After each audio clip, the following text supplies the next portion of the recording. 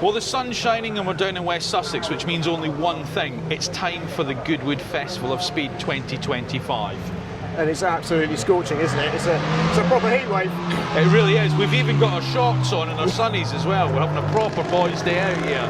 And there's a lot of debuts happening this year as well. Not just the world debuts, but some UK debuts of cars that maybe we've seen before as well. I'm really excited to see the Alpine A390 rally. Yes, yeah, and of course Alpine have got the A390 here as well, which we did a that's sneak peek with UK before. debut. Yeah, absolutely. And as I say, it's a lot of the cars that we're going to be seeing here, we're going to be reviewing on the channel really, really soon. So, without further ado, welcome to the 2025 Goodwood Festival of Speed. And welcome to AutoEV.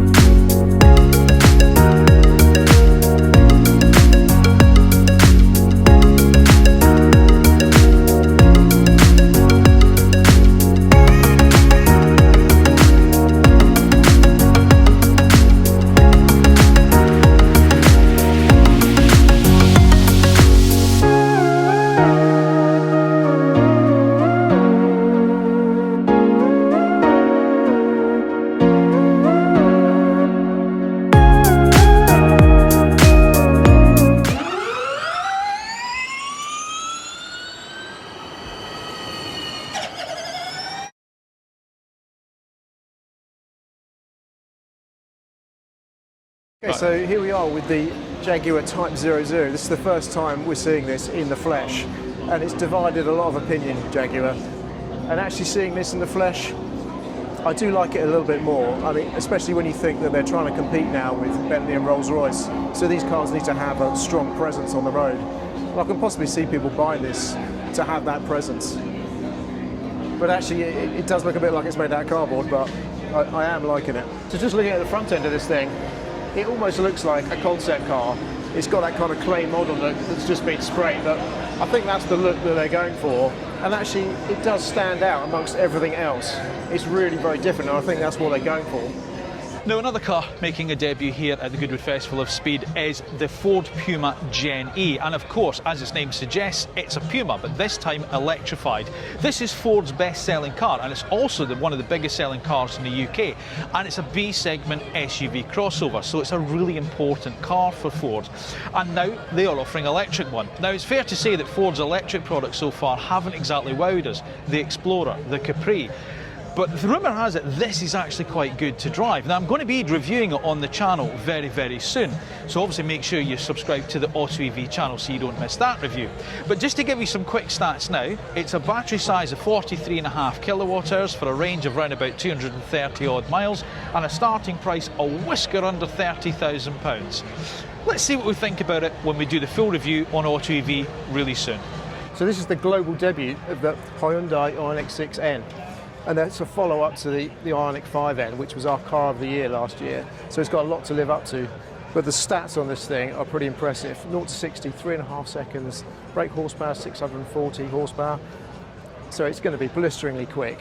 And it's going to, I imagine, drive just as well as the IonX 5N. So really looking forward to test driving this thing. And you can check out our sneak peek on this if you go to the channel. Now, a real surprise debut here at Goodwood is this from MG. It's almost like a sub-brand, IM, and the idea behind this is to sort of like elevate MG cars to compete with cars such as Tesla, Hyundai, Polestar, maybe even BMW. And the first of the two cars that's making its debut is this, the IM5, a compact sports saloon. But the interesting thing with this car is it runs a 100 kilowatt hour battery for a claimed range of just over 400 miles. Now, there's also going to be a slightly smaller battery available, around about 75 kilowatt hours, which should be priced just below that £40,000 luxury car threshold that we seem to have in the UK. Now, this car, along with its sibling, the IM6 medium-sized SUV, are two cars that I'm going to be driving very, very soon on AutoEV. So a full review of both cars coming soon.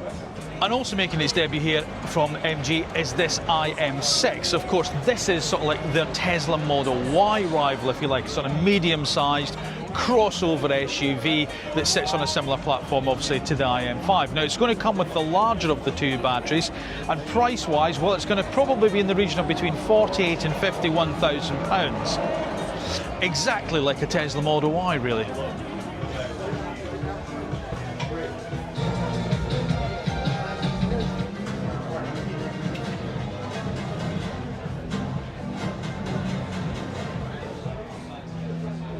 So this is the Cyber X concept from MG.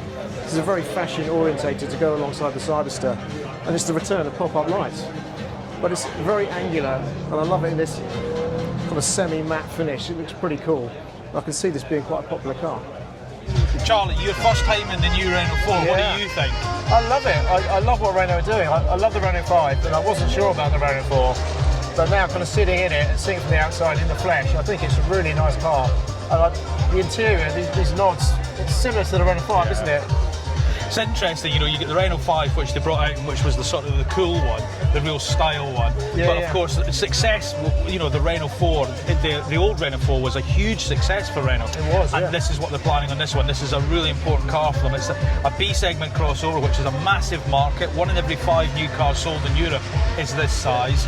So, and they've priced it right, priced from £27,000. Yeah, I think so. You know, so they've got the sort of the style icon of the 5, but they've also got something quite cool and practical with the 4. I think this is going to be another success for Renault. And you got a baguette holder. You got your baguette holder as well, which is ideal, yeah, for your little baguettes in the morning down from the boulangerie. Yeah, oui. Perfect. So this is the new Alpine A390 SUV. Well, it's actually a sports fastback. This is the GTS version, and it's kicking out 470 brake horsepower. And these are going to start up from 60,000, I think. But I just love the look of this thing, and I love the direction that Alpine are going in. Can't wait to drive it and check out our sneak peek on the channel. So I'm a big fan of the Alpine A290, just the standard version, but this is the new rally version, and it's for competition only, but it's for entry-level people getting into rallying. And they've just made some really nice upgrades to this. I love the nods to the Integrale with those wheels. It just sets it apart. This has got uprated suspension, brakes, and a limited slip diff. So it's pretty different from the standard car. But I just love what they're doing with this, and that nod to rallying, I think it's brilliant. Now, electric offerings from Mercedes-Benz have been, well, a little bit quiet of late, but now we've got this, their all-electric Mercedes-Benz CLA, and it's their compact sports saloon. Now, it runs an 83 kilowatt-hour battery, and it's said to be very, very efficient, especially when it comes to aerodynamics, because Mercedes-Benz are claiming that this car can do up to 490 miles. Well, if it can, that's seriously impressive and a really big move in the game from Mercedes-Benz. But of course, we're going to have to wait till we get behind the wheel of it before we can verify whether or not that is true or not. But I have to admit, it's tucked away here in the corner down at Goodwood, but I think it's a real shining star, if you'll pardon the pun, because if the efficiency is as good as Mercedes-Benz say it, I think this could be one to watch. Now, we had thought from Porsche the next electrified model we'd see from them was going to be maybe the Cayenne or the Boxster, but no, it would appear it's this, the Cayenne. Now, the Cayenne's a massively important car for Porsche, it's one of the big sellers, but of course they've seen the new Macan be electrified, which is very successful, so there's some big hopes that this one is just going to follow suit and be as popular. Interestingly enough, it's also the most powerful production Cayenne that's going to be available, and in a recent hillclimb event at Shelsley Walsh, it actually beat, believe it or not, a Taycan Turbo S up the hill. Now, there's no real big figures available on the car in terms of battery size, range or performance, but with stats like that, this is going to be another impressive electric car from Porsche. So this is another offering from China. It's the Xiaomi SU7 Ultra. Now, Xiaomi is a company that's more used to making mobile phones rather than high-performance saloon cars, but that is exactly what they've done here. Over 1,500 horsepower this thing produces. It's just taken the lap record at the Nürburgring for electric production cars at 7 minutes and 9 seconds. Now, whilst this one is a production car, the more likely one that you would buy is one of the lesser models with a slightly less power, which is available across Europe. Europe, and it's a Tesla Model 3 Polestar to Hyundai IonX 6 rival that they have across in Europe. Will we see it in the UK? Well, fingers crossed we will, but it's certainly impressive, especially taking the Nürburgring record from Porsche and Rimac.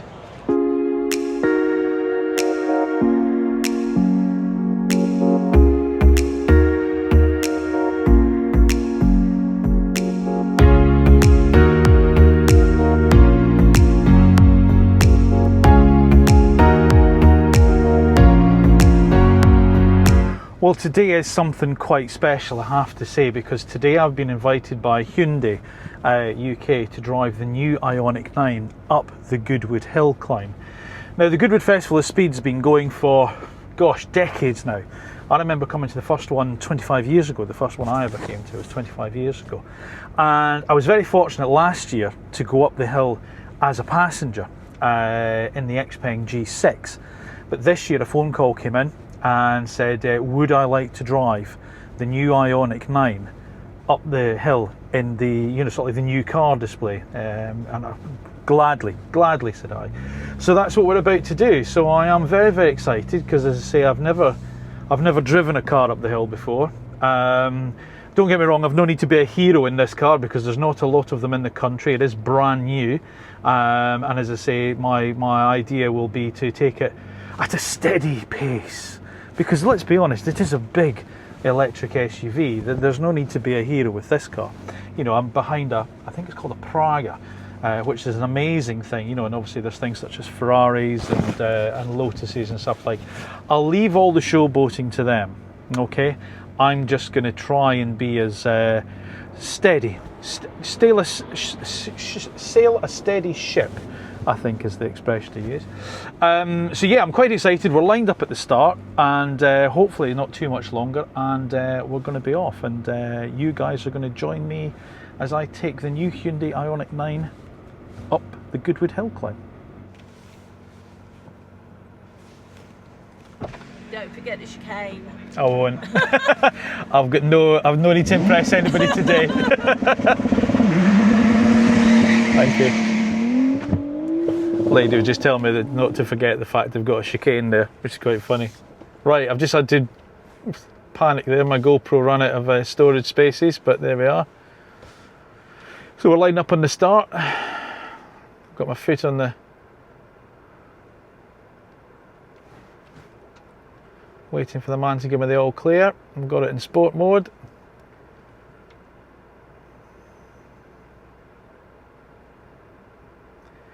Foot on the brake, foot down on the accelerator pedal. Let's see what this thing can do. And we're off. And we're coming up to the first corner. And we're just going to have a little bit of a lift and a little bit of a brake there, just as we tuck in. That's it there, and just use all the track. Come out, not bin it in front of the Hyundai hospitality area. And then just clip that apex there, and now we've got the long run up to the chicane. That's us just passing in front of Goodwood House now, under the bridge. And here we are, braking. There we go. That's us through the bales there, and now we've got, there we are, we've got another long left-hander before we're accelerating up the hill in front of all the crowds.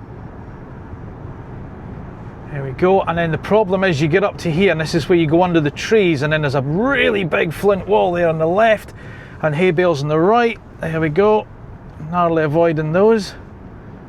There we are. And then just a little lift and a little brake, just clip there, that's it, and then accelerate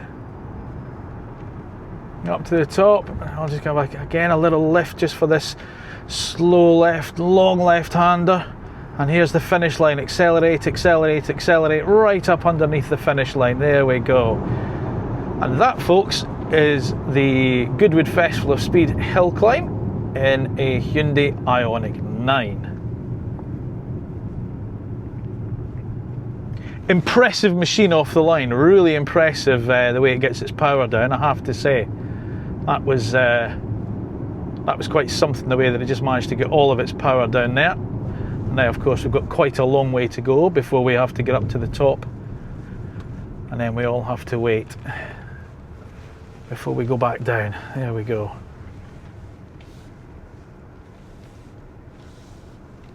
Fantastic. Well, that's a real tick in the bucket list for me, driving up the Goodwood hill climb.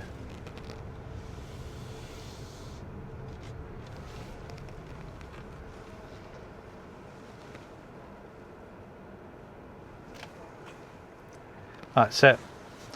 Oh, I can breathe now. I didn't hit anything. So that's it, folks, the 2025 Goodwood Festival of Speed. It's certainly been, well, a hot one, I would say. It's been a scorcher, hasn't it? It's been so hot, it's ridiculous. It's just been, and I tell you, the big thing for me I've noticed, Charlie, is last year when we were here, we noticed all the big Chinese brands, they had big stands. There didn't seem to be any of that this year. There didn't seem to be the big flamboyant stands, but there was still plenty of product. There was, and no Electric Avenue either. No, do you think that's because people are now seeing that as sort of like, you know, and electric cars are now so integral into everyday life and into every range? I think they have. They're just integrated into the main range now. Yeah. They're not separate out as a different thing. Yeah, exactly. And so that's why they're just sort of like, you know, with every other sort of like car in the range itself. Highlight for you? It was interesting seeing the Jaguar Type 00 in the flesh, because it's had so much controversy around it and mixed feelings about it. But actually seeing it in the flesh, I saw a different side to it. And the new class BMW, I love the style, the new direction of styling. BMW's styling has been so controversial, a talking point for a few years now. It has, especially electric offerings, and it just seems, as you say, they've maybe found a direction, and that's, you know, I like it. It's a little bit retro because it brings me in mind of the 2002s and the cars from the 70s and stuff, but very much with a modern sort of like edge to it. So I think they're going to be on a winner with that. I think so. You know, and the Jaguar, I think you're right. I think that's, you know, for me it was seeing it there and was starting to understand more about what Jaguar's rebrand is going to be about. And as we've said, you know, Jaguar, you know, they used to design some beautiful looking cars that drove really well, but when they were against BMW, Mercedes and Audi, they just didn't sell. That's it, yeah. So maybe if you're going to have a complete rebrand, you do it completely different, and that's what they've done. I think so. So time will tell if that's good for you. And for me, I tell you what I've liked, I think seeing cars like the Hyundai sort of like brand as well. So we've seen the performance division do well, and of course now we've seen the IonX 6N, another performance car, performance EV from them, and a sort of semi-luxury car with the IonX 9, which also I was fortunate to drive up the hill. And I think that's going to turn a lot of people, you know, towards Hyundai and some of the Korean brands that have really pushed up market. I think you're right. I think it's one to watch. Yeah, definitely. But I think irrespective of our favourites here at the show, folks, and there's no doubt about it, there's been plenty to see, there's been plenty to talk about. You know, there's been plenty of new electric offerings to discuss with you, and of course a lot of these electric offerings, they've either been on sneak peeks that we've done of, or we're about to review them. So I suppose it's now's a good time for me to say, make sure you're subscribed to the AutoEV channel, and then when you've done that, turn on your notifications so you don't miss any of those new reviews that come out. Yeah, and there's a big back catalogue on the channel as well, so if there are cars, second-hand cars that you want to thinking of, there's reviews that go back a few years now. Yeah, just type the name of the car you're interested in, the little magnifying glass, and of course if it's been a new car that's electric in the UK in the last 5 or 6 years, and of course we've subjected it to the actual road test that car buyers trust when it comes to choosing their next electric vehicle, the AutoEV one. On behalf of myself and Charlie, thank you once again for watching. Thank you for your continued support. From a rather warm Goodwood, we bid you farewell.